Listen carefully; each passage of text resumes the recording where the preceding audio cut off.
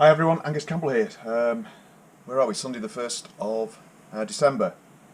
So back in the garage, although finding the time a bit tight these days, trying to get prepped for Christmas and stuff and still having a full-time job. But anyway, back in, and I'm going to address a few more jobs on the A70 Lightning first.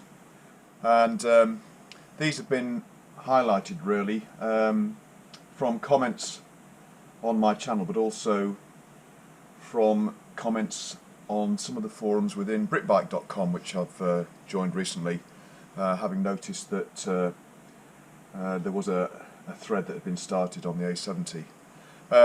So thanks for all your feedback and advice, because it is apparent that recently I've probably got my head on back to front, in that on the A70 Lightning we've got the kickstart return spring anchor plate is the wrong way around, so the tang will foul on the outer case, which I've checked and is absolutely correct.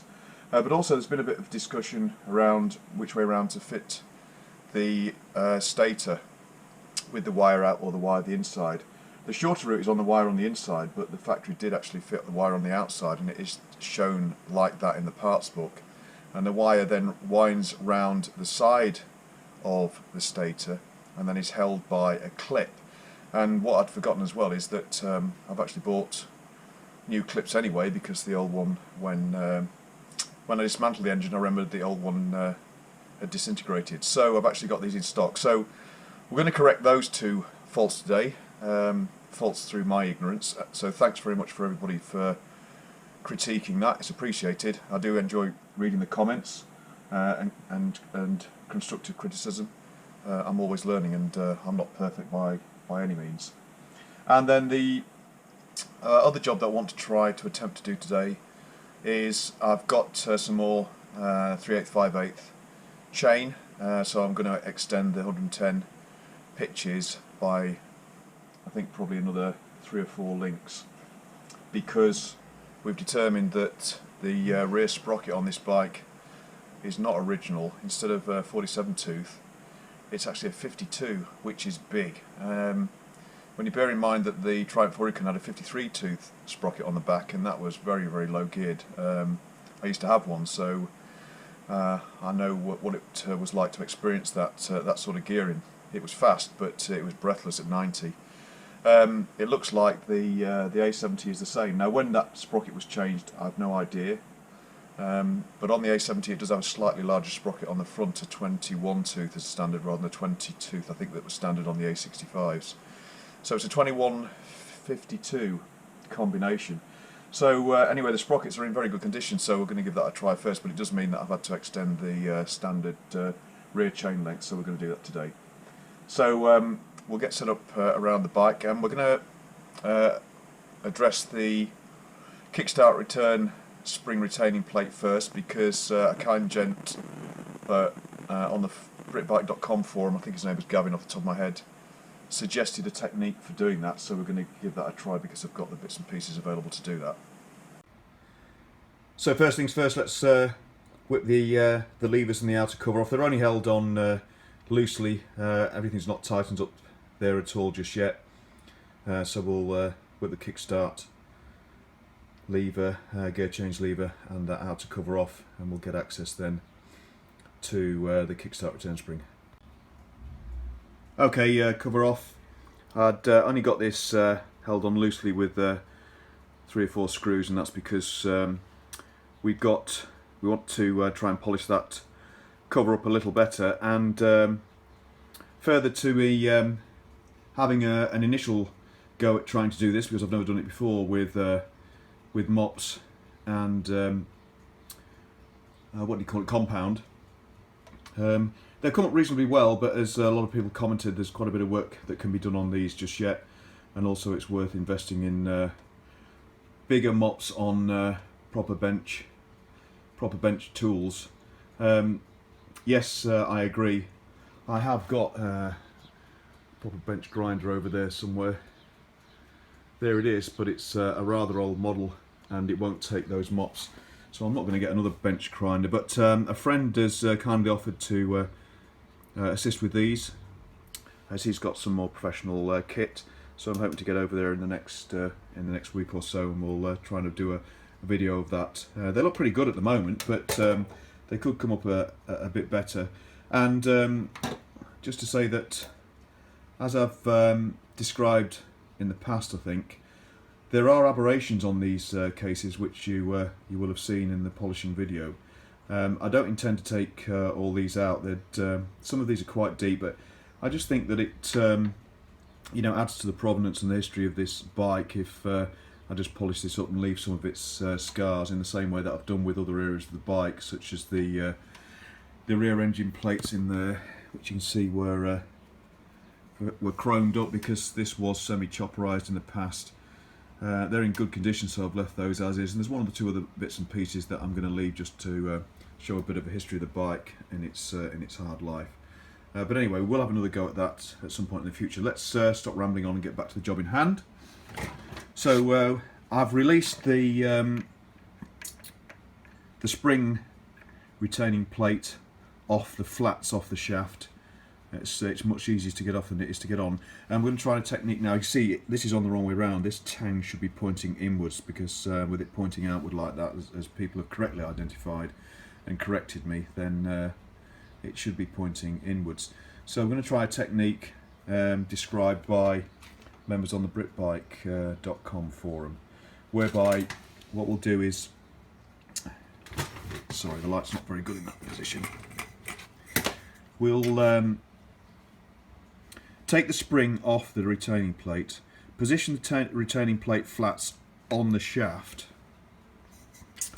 itself, and we'll hold that in position with a Jubilee clip clamped around the shaft, and then we'll pull the loop of the spring onto the retaining plate by tying some stout string around it and pulling it round. So we're going to try that technique, and we'll see how we get on, and I'll try and film that as we're doing it live, if you like, and hopefully, as people described, that works quite well without too much stress and shall we say lively comments.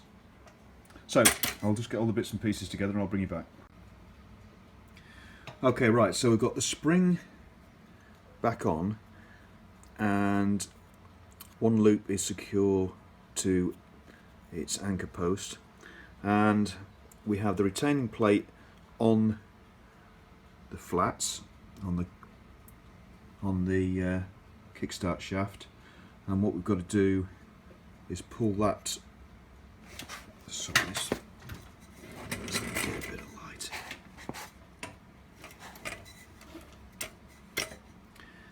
We've got to pull that loop of that spring around to fit onto that, what I'd call tang there. So let me set you up, and we'll try and video the whole saga. Right, first we'll get the Jubilee clip onto the shaft to hold the spring retaining plate in place, retain the retaining plate, so to speak.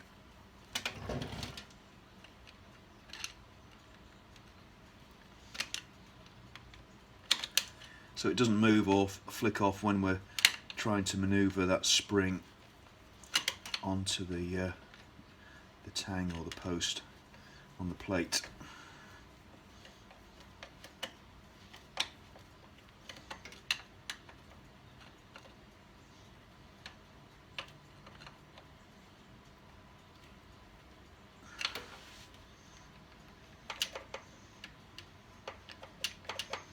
Okay. The kickstart shaft will move a little, but that shouldn't be too bad. And then what we want to do is tie some stout string onto the spring loop. So we'll do a quick Scouts round turn 2/2 inches. This is nylon, so it should be strong enough.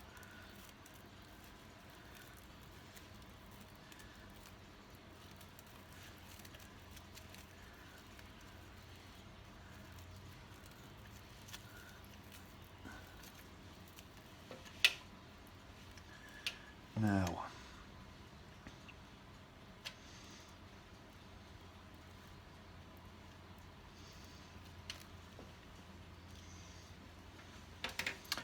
I think the only thing I'm going to struggle with now probably is getting the spring hook behind a tang, because there's not of room there. But if I manoeuvre the string in the right position, in the right place, then we should be able to do that.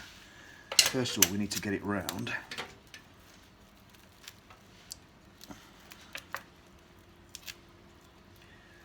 Yeah, I see what we're doing wrong. So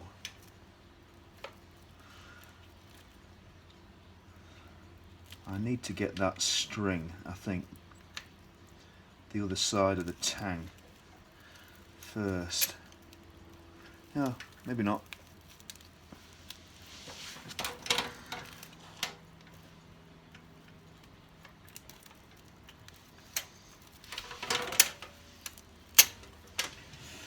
And it's popped off anyway.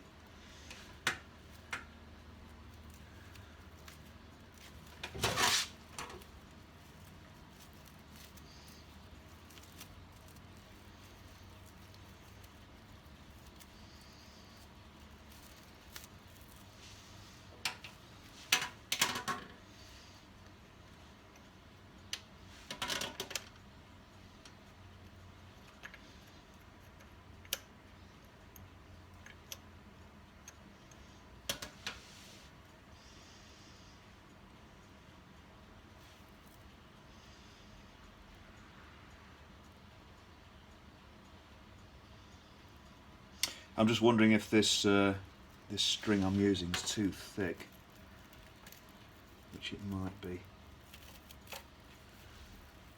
The other thing, of course, is see if we can get away without tying it on. But we're still going to have trouble, I think, getting past the tang on the plate. Now, this is a pattern plate. Oh, there we go. I was going to say it's a pattern retaining plate, so that tang might be a bit longer. But actually, we've just got it the other side.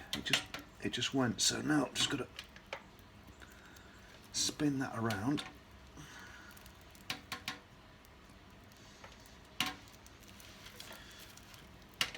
I need to get the, there it goes. Done.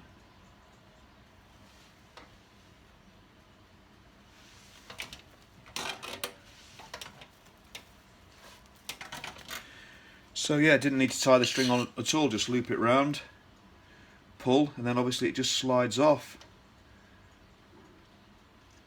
once the loop's onto the tang. So just make sure, I think that the plate is still on the shaft, which it is, and then we should be able to remove that Jubilee clip with no dramas, like so.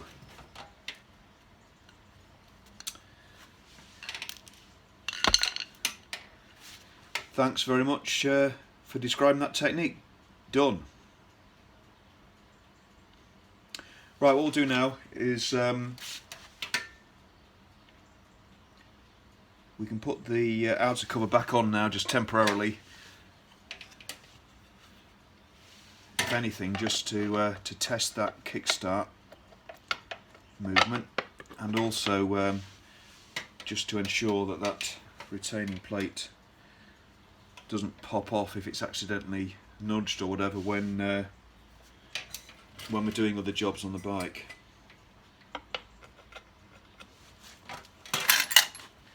So I've just got the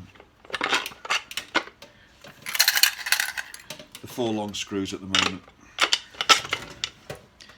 that also go all the way through the inner cover. Just holding that on. Scrub the Phillips.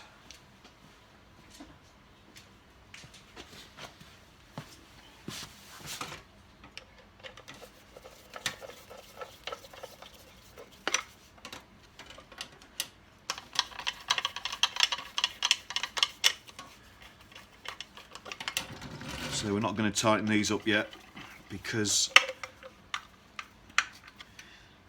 we're going to be taking that outer cover off for more polishing and prep.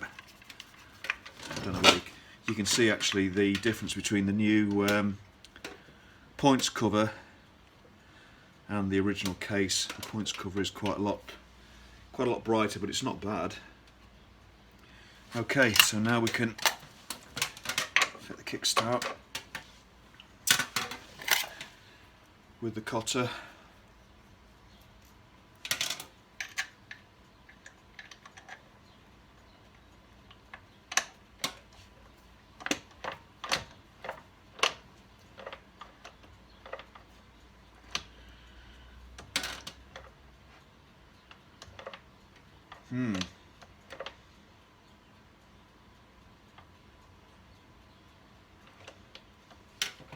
Still don't like that.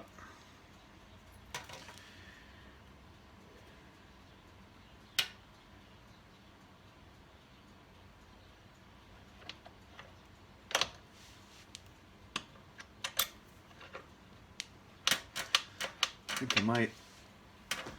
Do we have to move that plate and spring round another flat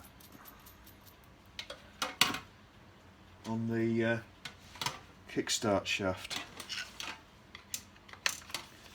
First of all, let's try it without the cover.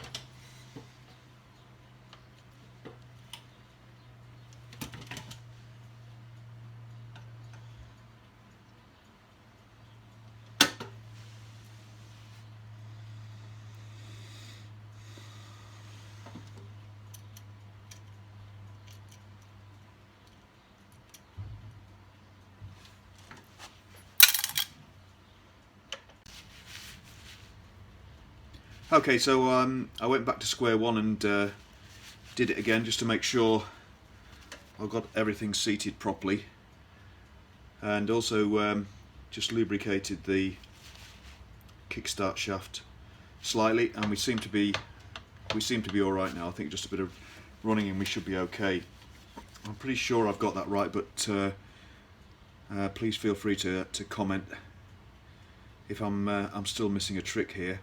I'm sure you can't move that retaining plate around the shaft another 180 degrees, because it would then mean that well, the spring would be far too tight, and also the tang for the spring would actually foul the post on the other side, so that can't be right. So I think we're okay now. That is a pattern spring, so we'll just have to play it by ear, but I think that's correct, but let me know if anybody thinks otherwise. Right, let's go to the other side and see how we can try and turn that alternator stator round, hopefully without taking all the wires out. Okay, over on the other side, so I'll just get this cover off. The rear brake lever and the footrest are only on loose, so I'll just loosen those off, get the cover off, and we'll take it from there. Right, as you can see, cover off, and you can see how I've got the alternator wire routed at the moment. But in looking at that, if that chain does, for whatever reason, become excessively slack, then you can imagine that the chain, well, if it gets that slack, then you're in trouble really, but the chain could lash about a bit and chafe that wire. So if we turn the stator plate itself around so the wire's coming out of the front, the wire then will have to turn back on itself and go and route along this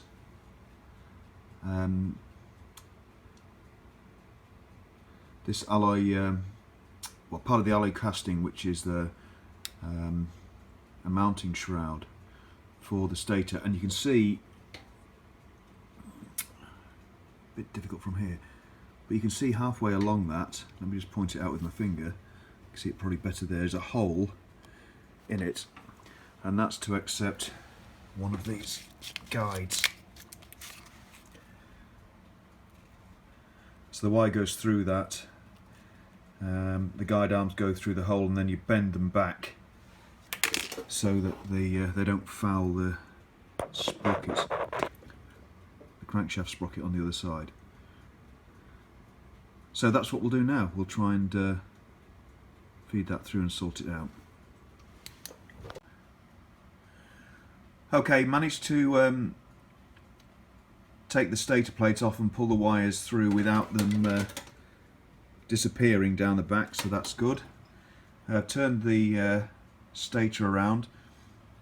You can see where the wire exits the stator, you can't move that position, but I've got the clip over the wire ready to go into the hole behind it, and that clip is quite soft, so it's malleable, so we'll be able to do that once we've seated the stator on, and then we've got to get behind there just to bend the prongs back into position and away from the sprocket, and we should be okay then. Okay, there we go. Wire now coming out the front, bent back round, held in place by the clip, and all quite close to the clutch basket sprocket, but it does clear it, and obviously it will stay in place there with that clip with its tangs bent over on the other side.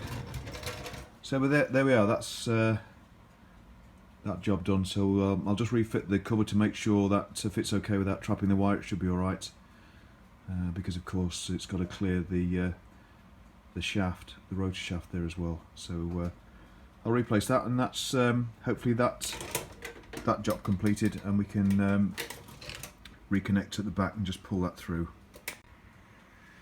So that's cover on, and I've just taken the little rotor access cover off, and you can feel behind here. I can feel the wire up the top there, and it's nowhere near being trapped by the case, which is what we expected. There's tons of room there. So that's it. That's that job done. On to the next and final target for today is the rear chain. Well, the final job on the Lightning today was to put together a 114 pitch chain from these two lengths. That's 110, and this is just additional chain length that I've got. But unfortunately, my splitter isn't quite wide enough for 5/8 so I'm going to have to grab another splitter, and haven't quite got the right punches either to punch these through.